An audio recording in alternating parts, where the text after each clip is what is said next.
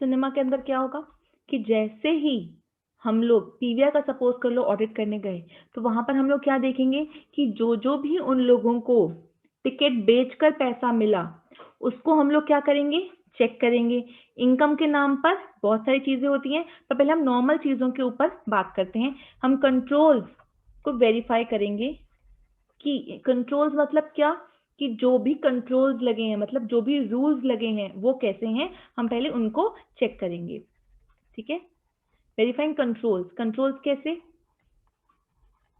Entrance to hall through printed tickets, कि भाई printed tickets के थ्रू ही आप हॉल में एंटर कर रहे हो, ऐसा कंट्रोल है। सबसे पहले हम लोग क्या कर रहे हैं, देखो हम कंट्रोल्स को चेक कर रहे हैं कि कंट्रोल्स कैसे, मतलब रूल्स कैसे बनाए हुए हैं। आपको पता है ना, जब हम लोग कभी मूवी देखने जाते हैं, हमने भले एडवांस में टिकट ली हो या हमने वहां पे जाके ली हो, हमने एंटर किया, तब भी हॉल के अंदर एंटर करने से पहले वहां पर टू पीपल आर स्टैंडिंग, वो हमें टिकट देखते हैं, तब हमें अंदर जाने देते हैं, दे शो अस कि हमारी सीट कहाँ पे है, वेयर वी कैन सिट। तो वहां पर अंदर भी लोग खड़े होते हैं, मतलब पहले चेकिंग होती है पीवीआर में एंटर करने के लिए, फिर चेकिंग होती है हॉल के अंदर एंटर करने के लिए। ठीक है, तो एंट्रेंस हॉल के यहाँ पर क्या है आपका कि आप प्रिंटेड टिकट के थ्रू ही एंटर कर सकते हो। Tickets are serially numbered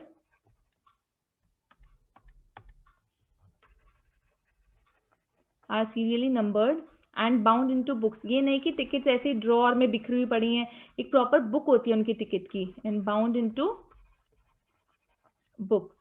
next, separate series, अलग अलग सीरीज होनी चाहिए ऑफ टिकट जब एडवांस में बुकिंग हो। Ticket issued for advance booking. Okay, next, inventory of ticket,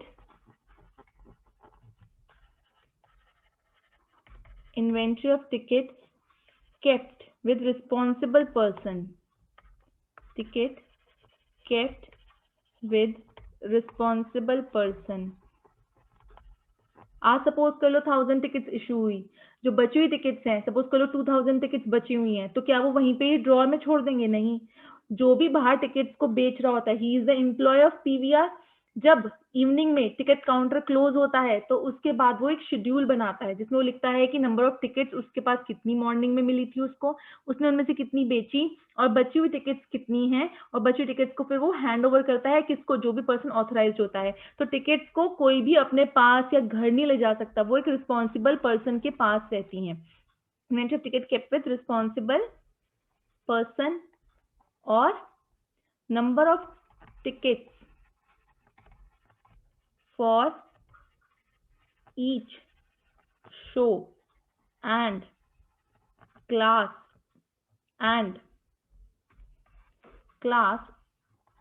are different।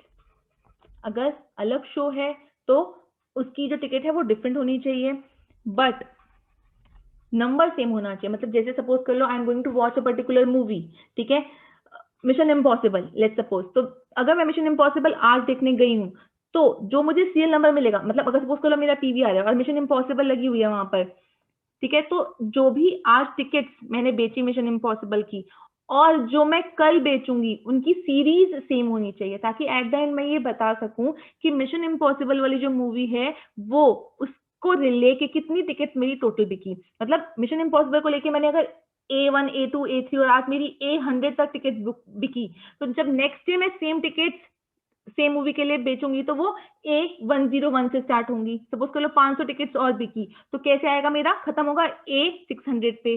तो बिल्कुल एंड में जाके जब ये पिक्चर उतरेगी मेरे पीवीआर वाले हॉल से, तो एंड में जाके पता चलेगा कि ए सीरीज में मतलब मेरी कितनी टिकट्स मिशन इम्पॉसिबल की बिकी।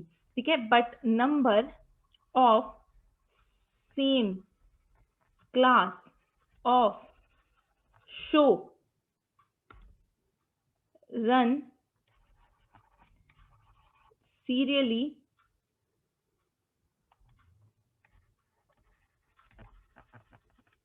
on same day or each week, but number of same class of show run serially, मतलब सीरियल नंबर उनका सेम होगा. ठीक है, ये हो गया पॉइंट नंबर 1. पॉइंट नंबर 2, जब शो खत्म होगा तब confirm at end of show statement of ticket sold. Statement एक बनती है, हमेशा बनती है, तो मुझे चेक करना कि क्या वो स्टेटमेंट यहां पर भी बन रही है. Statement of ticket sold is prepared and compared with cash collected. ठीक है, तो ऊपर वाला क्या है, कंट्रोल. फिर है end of the show. End of the show में क्या होता है, एक स्टेटमेंट प्रिपेयर होती है कि कितनी टिकट्स आज सोल्ड हुई, और उसको मैं कंपेयर करूंगी कितना मेरा कैश कलेक्ट हुआ उससे. ठीक है, और एक चीज और होती है, वो होती है फ्री पासेस. ठीक है, फ्री पासेस बहुत सारी जगह से हमें मिलते हैं मूवी टिकट्स के. ठीक है, कई बार बैंक हमें देते हैं, कई बार किसी शॉपिंग मॉल से हमें मिलते हैं, कई जगह से हमें फ्री पासेस मिल सकते हैं. तो जो पीवीआर है वो उन सब फ्री पासेस का एक रिकॉर्ड रखेगा, और जो फ्री पासेस पीवीआर के पास पड़े हुए हैं, जो अभी किसी को नहीं दिए, उनको रिस्पॉन्सिबल पर्सन के पास रखेगा. तो इसमें 2 पॉइंट्स आ गए. Record of free passes kept, कि कितने फ्री पासेस पीवीआर ने किसको दे रखे हैं. सपोज किसी मॉल में दिए हुए हैं, ठीक है, तो 10 free passes are given to this mall. तो इस मॉल से 10 लोग हमारे पास आ सकते हैं फ्री पासेस को लेके. इस बैंक को 1000 फ्री पासेस दिए हुए हैं, तो इस बैंक से 1000 लोग फ्री में मूवी देखने आ सकते हैं. तो फ्री पासेस कहाँ कहाँ पे बटे हुए हैं, ताकि कोई फेक पर्सन फ्री पास बना के लेके ना आए.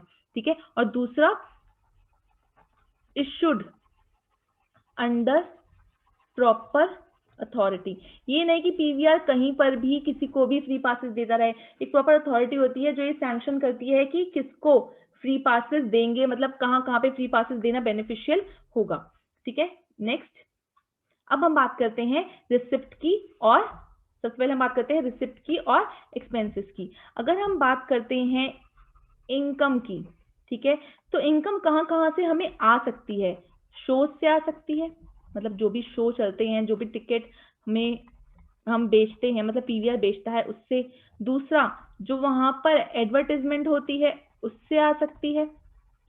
ठीक है, और तीसरी आ सकती है वहां पर जो रेस्टोरेंट्स होते हैं, ठीक है, जहां से हम पॉपकॉर्न एंड ऑल जो होते हैं वो लेते हैं.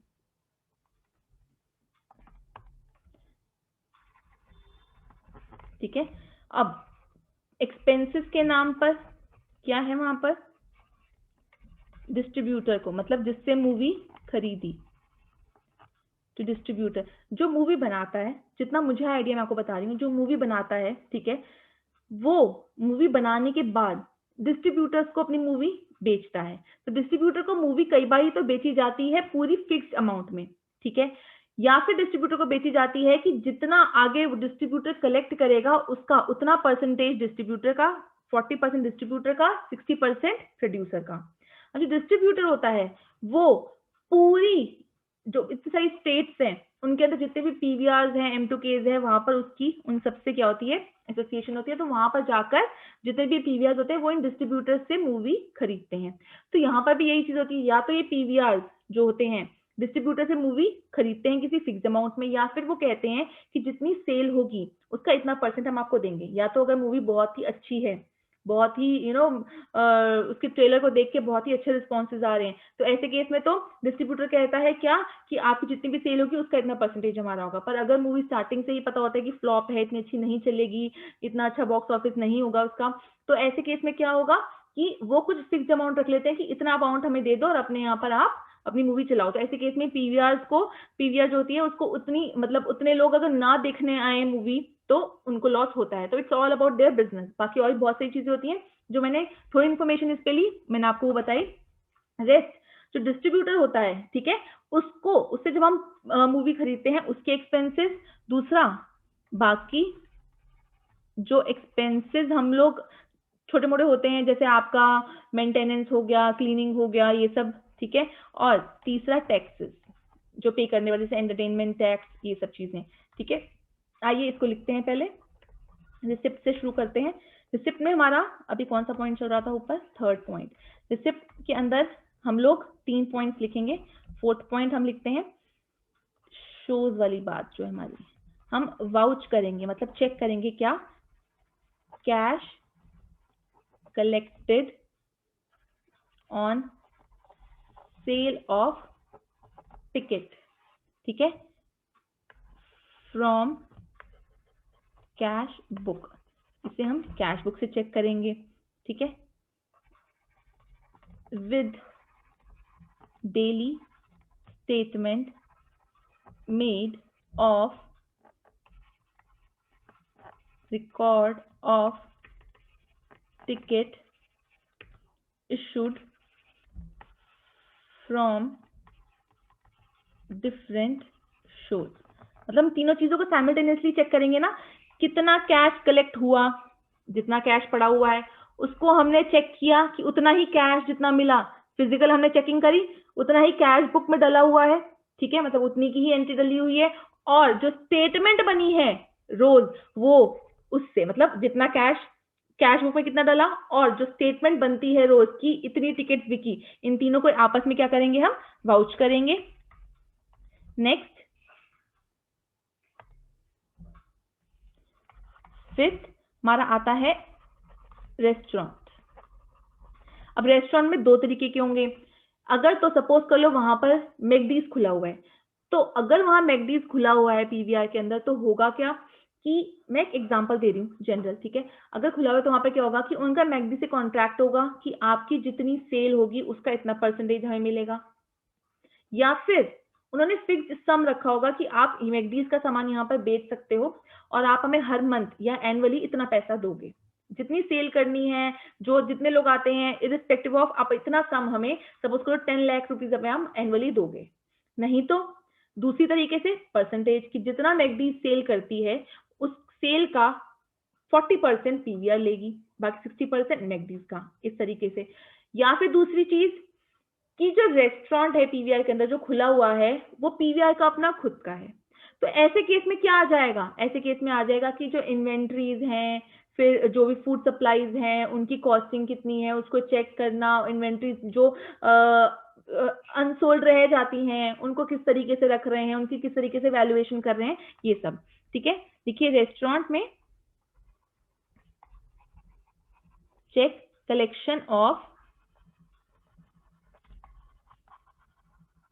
शेयर इन रेस्टोरेंट इनकम, कि कितना हमारा शेयर है, whether it is fixed sum है और fixed percentage of sale received annually।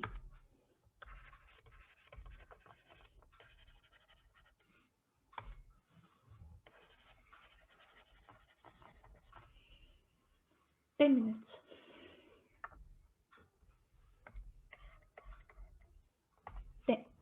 Ten minutes, ठीक है।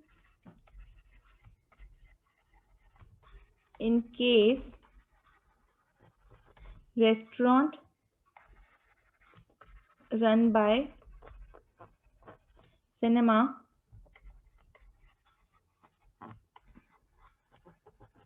check accounts, check sale of various items,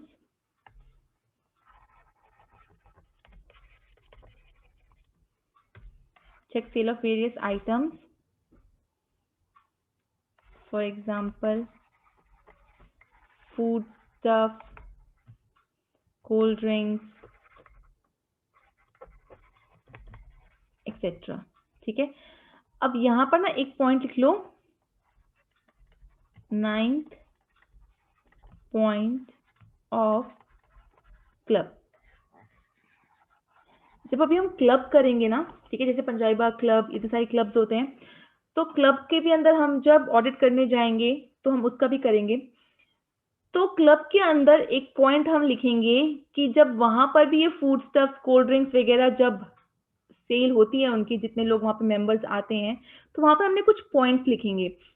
तो वही पॉइंट्स हम लोग यहाँ पर सेम कॉपी कर देंगे अगर ये आता है। तो वहां पर पॉइंट्स क्या लिखे हैं, यही लिखे हैं कि जो भी फूड स्टफ, कोल्ड ड्रिंक्स हैं, वो कितने में हमने परचेज करी हैं, क्या बिल है, अब उनको सेल कर रहे हैं तो कितना कैश कलेक्ट हुआ है, कितना हम मेंबर से ले रहे हैं, हम उसको चेक करेंगे। और अगर कोई अनसोल्ड रह जाती है तो हम उनको कैसे रख रहे हैं, कहाँ रख रहे हैं, तो इन सब के ऊपर बेसिकली पॉइंट्स हैं। ठीक है, तो वो हम नेक्स्ट बार ही करेंगे। और लास्ट है हमारा इसमें एडवर्टीजमेंट, फिफ्थ हो गया। फोर्थ था हमारा जो हमने टिकट्स को बेच के पैसे कमाए, फिर रेस्टोरेंट, और फिर क्या है हमारा एडवर्टाइजमेंट। सिक्स्थ है हमारा एडवर्टाइजमेंट। इसमें लिखो verify income collected from advertisement slide और शॉर्ट्स। स्लाइड मतलब जब प्रॉपर एडवर्टाइजमेंट होती है, ठीक है। शॉर्ट्स मतलब जैसे 30 सेकंड्स या 20 सेकंड्स का कोई शॉर्ट्स दिखाया, जैसे हमने इतनी बार यूट्यूब में भी देखा है, एक प्रॉपर वीडियो होती है या फिर कई बार शॉर्ट्स होते हैं जस्ट 1 मिनट वाले, तो शॉर्ट्स। ठीक है, इसको हम कैसे करेंगे, बाय रजिस्टर ऑफ स्लाइड और शॉर्ट्स, मतलब कि जहां पर लिखा है कि आज के दिन में शो से पहले, इस वाले शो से पहले कौन सी स्लाइड्स और शॉर्ट्स दिखेंगे, जो रजिस्टर है केप्ट बाय सिनेमा, लिख लो केप्ट बाय सिनेमा विद, इसको हम किससे कंपेयर करेंगे, जो भी अग्रीमेंट कॉपी है। अग्रीमेंट कॉपी में क्या लिखा होगा कि भाई इस पर्टिकुलर एडवर्टाइजमेंट को हमें इतने दिनों के लिए, सपोज 21 से लेके 25 जितने भी शोज होंगे, हमें उन सब शोज में ये एडवर्टाइजमेंट शो करनी है, तो एग्रीमेंट कॉपी में लिखा होगा, तो उसे एग्रीमेंट से कंपेयर करेंगे। एंड पैसा मिला होगा ना, कैश बुक, इन तीनों को आपस में कंपेयर करेंगे। ठीक है, अब ये हो गया खत्म। फिर एक्सपेंसेस आ जाते हैं, अभी जल्दी से एक्सपेंसेस लिख लेते हैं।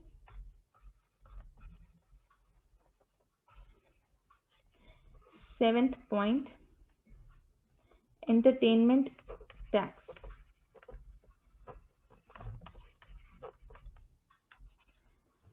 रिकंसाइल क्या करेंगे, अमाउंट ऑफ एंटरटेनमेंट टैक्स। अभी जो टैक्स है ये अल्टीमेटली कहाँ, कौन पे करता है, अल्टीमेटली ये लिया तो कस्टमर से ही जाता है ना। Amount of entertainment tax collected, जितना कलेक्ट हुआ, with total tickets issued. Easy है ना कैलकुलेट करना, कैसे भाई हर टिकट का सेम प्राइस है, मतलब ठीक है आगे बैठना है, पीछे बैठना है, या आप प्रीमियम क्लास में बैठना है, वो एक अलग बात है, पर कितना परसेंटेज। अब एंटरटेनमेंट टैक्स है, वो सपोज कर लो 2% है, जो भी है मुझे अभी नहीं पता, तो जितना भी लगा एंटरटेनमेंट टैक्स, ठीक है, तो वो उतना परसेंटेज लगा, तो हम लोग चेक कर सकते हैं कि इतने टिकट्स इशू हुई, इतने अमाउंट की हुई, तो उस हिसाब से इतना एंटरटेनमेंट टैक्स आपका बनता है। हमने रिकंसाइल कर लिया। एंड हम रिटर्न जो फाइल करते हैं एवरी मंथ, उससे हम चेक करेंगे, verify with entertainment tax return file. ठीक है, तो इन तीनों को आपस में हम चेक करेंगे। Next 8 point, expenses. Vouch expenditure incurred on advertisement. ये कौन सी एडवर्टाइजमेंट है, यहां पर तो पीछे तो हमें एडवर्टाइजमेंट से पैसा आ रहा था, ये कौन सी एडवर्टाइजमेंट है जहां पे हम इंकर कर रहे हैं पैसा, बताओ। रिपेयर मेंटेनेंस, बताओ ये कौन सी एडवर्टाइजमेंट है जिसपे पैसा इंकर हो रहा है, मेंटेनेंस, बोलो एनी आइडिया। जो सिनेमा हॉल खुद के लिए करता है। राइट, जैसे हर जगह कई बार हमें जो मेट्रो के पोल्स होते हैं कई बार उन पे, या फिर एडवर्टाइजमेंट जो बाहर अपने पीवीआर के करते हैं कि पीवीआर पे ये मूवीज लगी हुई हैं, तो एक तरीके की एडवर्टाइजमेंट है ना, तो उस पर जो एक्सपेंडिचर इंकर होता है, no such expenditure should be capitalise obviously. ये भी चेक करना है कि उन्होंने ऐसा कोई एडवर्टाइजमेंट कैपिटलाइज ना किया हो। रिपेयर्स मतलब नॉर्मली रिपेयरिंग तो बहुत ज्यादा ही ये एक्सपेंडिचर इंकर होता है। मेंटेनेंस मतलब हर उनको हाइजीन, क्लीनलीनेस और जो भी वहां पर सीटिंग्स होती हैं उनको प्रॉपर मेंटेन करके चलना है कि मेंटेनेंस रहे, जो भी एक स्टैंडर्ड ऑफ मेंटेनेंस उनको वहां पर रखना होता है। ठीक है, okay next 7th 8th expenses हो गए। 9th एक डेप्रिसिएशन इसमें डाल लो एक्स्ट्रा पॉइंट। ठीक है, डेप्रिसिएशन तो वहां पे होती है on machineries and furniture charged at appropriate rate. ठीक है, डेप्रिसिएशन का एक पॉइंट आ गया। और एक और कौन सा एक्सपेंस हमने सोचा था हम डालेंगे, जो भी डिस्ट्रीब्यूटर को हम पैसे देते हैं, मतलब जब हम उससे मूवी लेते हैं। ठीक है, डिस्ट्रीब्यूटर वाला पॉइंट वाउच करेंगे हम क्या, पेमेंट टू डिस्ट्रीब्यूटर जो हमने उसको payment the on account of film hired, जो हमने मूवी खरीदी। ठीक है, विद, इसको किससे हम चेक करेंगे, बिल ऑफ डिस्ट्रीब्यूटर, जो बिल इशू हुआ, जो उसने हमें बिल दिया, उसने सेल करी हमने परचेज करी ना, तो जो बिल उसने हमें दिया उससे, एंड अग्रीमेंट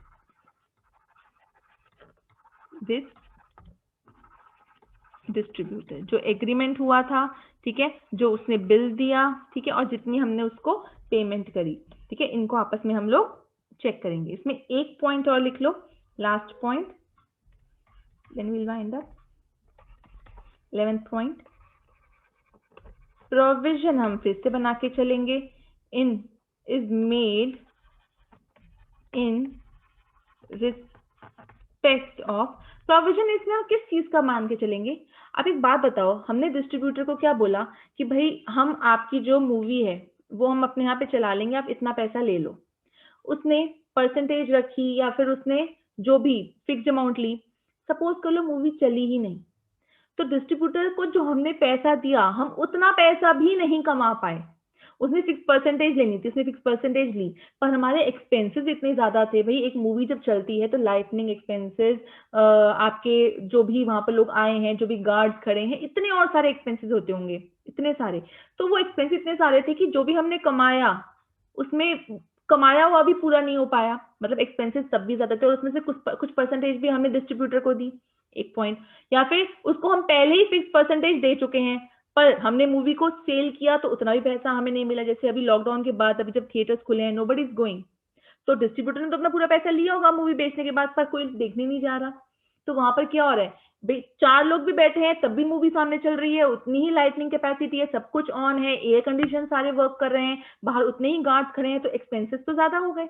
तो ऐसे केस में हमें प्रोविजन बना के चलना पड़ता है, क्या कि भाई डिस्ट्रीब्यूटर को हमने जितना पैसा दिया अगर हम उतना भी कलेक्ट नहीं कर पाए, और ऐसा होता भी होगा, कई मूवीज नहीं चलती होंगी, हम उतना भी कलेक्ट नहीं कर पाए, तो क्या होगा, डेफिनेटली भाई हमें लॉस होगा। तो उसका provision is made in respect of advance to distributor. ठीक है, ये पॉइंट।